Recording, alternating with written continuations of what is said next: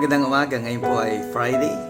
It's our prayer and exhortation. Shall we pray? O aming Ama, pulin niyo kaming gabayan sa lahat ng aming gagawin sa araw na ito at ang kapayapaan niyo maghari sa bawat pamilyang Pilipino at dumating ang kaligtasan sa kanilang buhay sa pangalan ni Jesus. Amen. Well, nais kong basahin yung Philippians chapter 2 and verse 18. For the same cause, also do you joy and rejoice with me. Well, katulad nga po ng pagiging maligaya ni Apostle Paul sa paglilingkod sa Diyos, ganun din nawa tayo.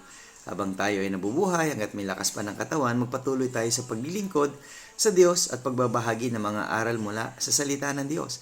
Nawa ang bawat pamilyang Pilipino ay makakilala sa ating Panginoong Kristo at tanggapin nila si Jesus na maging tagapagligtas. Kaibigan, kung hindi mo pa tinatanggap si Jesus Kristo, tanggapin mo siya na maging iyong Panginoon at tagapagligtas ngayong araw na ito.